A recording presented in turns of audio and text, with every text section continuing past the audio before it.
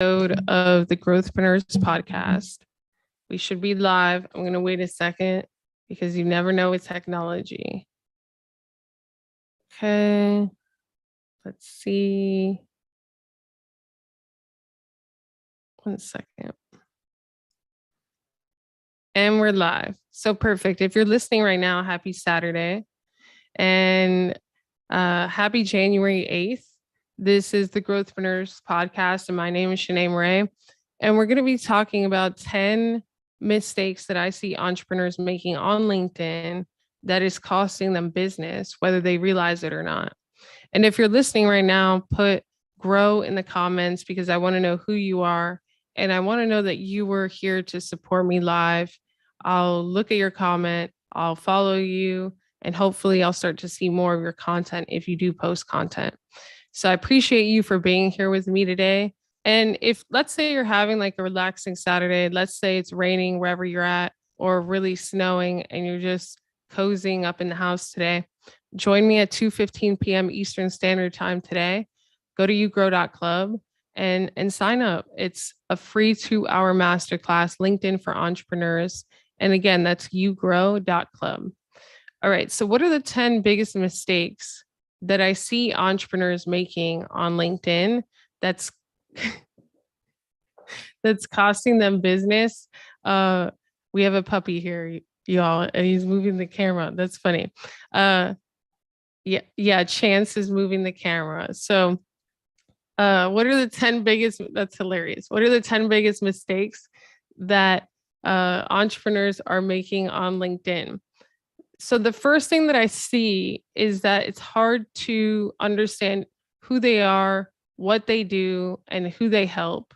Really the outcomes that they help people achieve if people were to, invest with their business or invest in whatever service or product that they sell. And it's very unclear from the profile. So you want people to understand within just a few seconds what it is that you do very clearly, how you can help. Without even being clear on your profile, it's very difficult to be able to generate any type of inbound business. So my first kind of suggestion is to stop looking at your profile as just a profile and really look at it and design it to be the best kind of experience for your prospect, to position yourself as to why you're better than even competitors out there. What makes you different? What is your story? Who have you helped? What other people have you helped? There should be some case studies. There should be, even some evergreen videos in your featured section. There's so much. And profiles optimization is one of the things that I am going to touch on in the masterclass today. Just a few tweaks. Let's say you're getting 1 inbound lead a week. Just a few tweaks to your profile could triple inbound lead generation. So it's so important.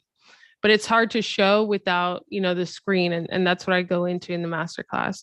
So the second thing is expecting people to trust you, right? Without earning their trust.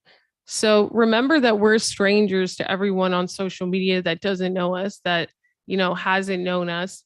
And it takes a lot of sometimes confidence, and it takes, being able to trust someone to a certain extent to really reach out to them. So especially if you want your perfect prospects, your perfect future clients to come to you, they have to really trust you enough to even start that conversation, right? So it just doesn't make logical sense that you want somebody to trust you, but not really showing up for them, right? You want people to feel safe enough to reach out to you and get on a Zoom to feel connected with your brand. But for that, you need a profile photo. For that, you need some video. For that, you need to post, right? For that, they need to see you engage with other people, and they ultimately need to know that you're a real person. So the third biggest mistake that I see is that, people are like, oh, LinkedIn's super professional. And so all they post are things that they may not be passionate about. And they communicate in their copy, like in the content of their posts, and in their messaging like a robot. So just because this is a professional platform, it doesn't mean that you need to sound robotic and that you can't be yourself, right? So my third tip is to just be yourself. A great way to do this in terms of communication is try voice to text. So if you're going to send someone a connection message, what would you really say? If this were an in-person event, how would you approach that person? What would you say? What have maybe you liked about their content? Do text to, voice to text, and then look at how it reads, and then just tweak it a little bit. But you want it to be as natural as possible in your language. The fourth biggest mistake I see is not posting at all, or not posting consistently, and not posting original content. So that could be three different ones, but we'll just put it in one. And again, you want to earn someone's trust. Now, that takes time, but the amount of time that it takes depends on you, the frequency in which you show up, the mediums in which you show up, what it is that you say, and what it is that you post about, right? It's kind of like, you have to think of it like, you are getting to know your network like you would when you're starting, let's say, a new relationship or whatever, right? And the more you see that person, the more you spend time with that person, the more you get to know that person, the faster it is that you're going to trust them. That's just how it works, right?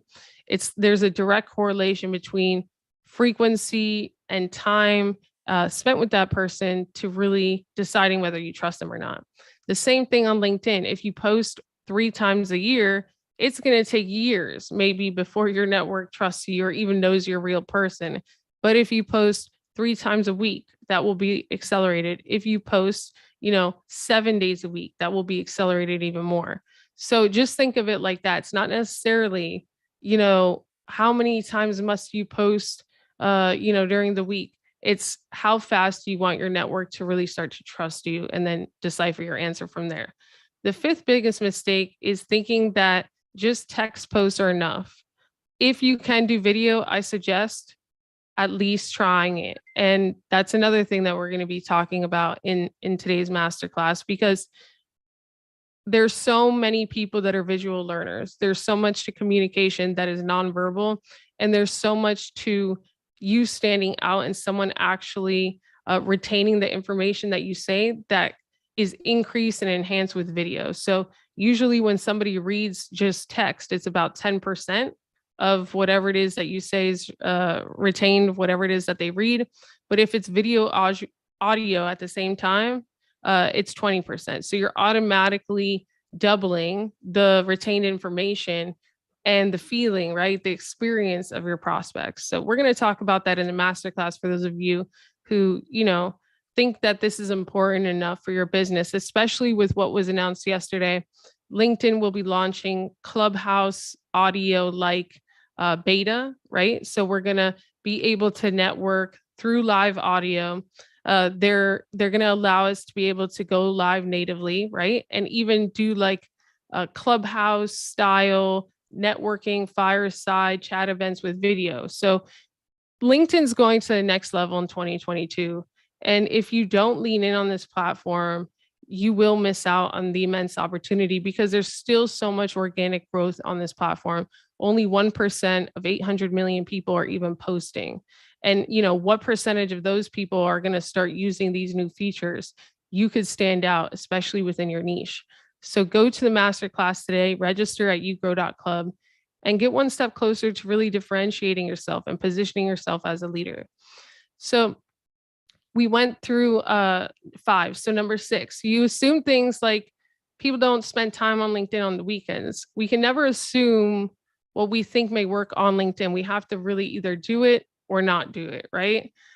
We have to test it. So right now is the weekend, and I'm speaking to people, I'm connecting with my network, because there are some people that are on LinkedIn on the weekends. In fact, there are many people. So I test things and I don't just assume them.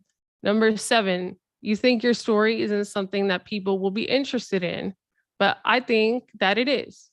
I think that sometimes we're just too close to our story to really see the uniqueness of it, the uniqueness of our experiences.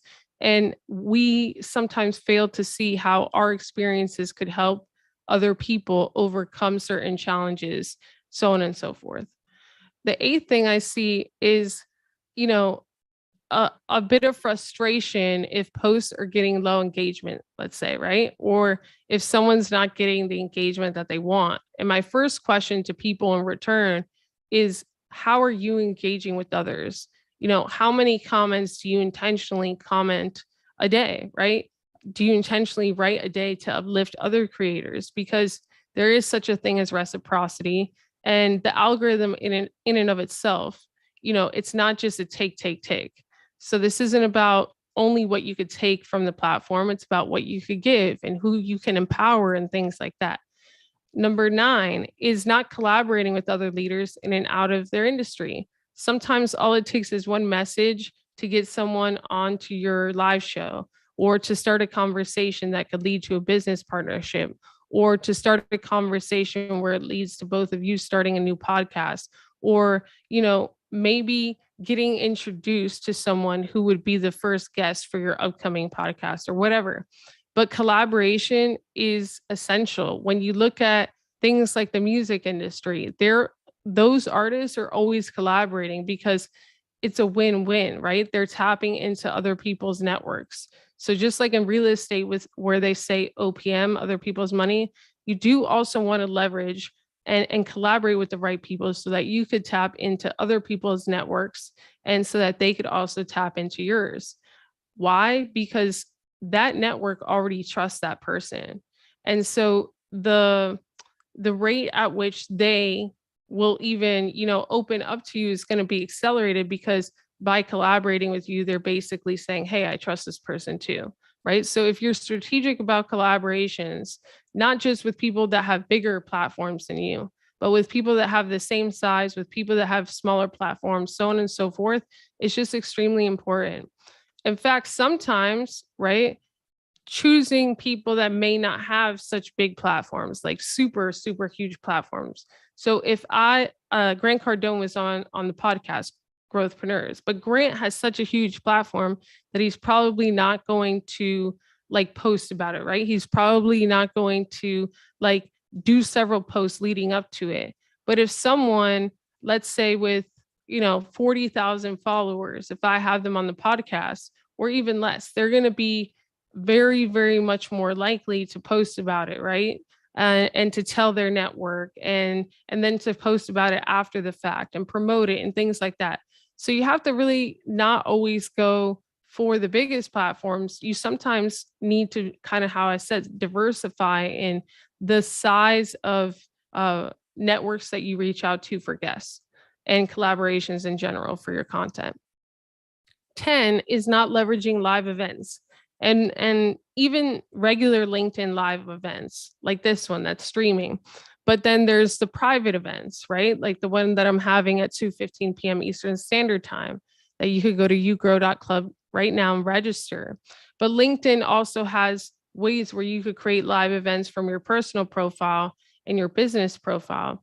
And now they're going to have other type of live events with audio. The audio version will be released beta within the month, right? And then after that, it's going to be audio and kind of like video bubbles. And this was just announced yesterday. So LinkedIn is really heavily leaning into networking, live networking events virtually. And obviously, if you are in business, if you're an entrepreneur, your future success will depend on your ability to reach people virtually, to build rapport with them virtually, and to earn their trust virtually. And these are the things that we're going to touch on today. So if you want to enhance your chances of, attaining whatever it is that you want to attain, making the impact that you want to make for your future success, go to yougrow.club, invest 2 hours of your time with me today. There will be an interactive live Q&A. It is 100% live. This isn't like pre-recorded, pretend automated live. Now, this is really live. Join me at 2:15 p.m. Eastern Standard Time, because there will not be a replay. Okay. I don't do replays because if it's important to you, you'll be there. And those are the type of people that I want to serve. So if you're committed to your business, I will see you at 2:15 p.m. Eastern Standard Time. Thank you so much for listening, and God bless you.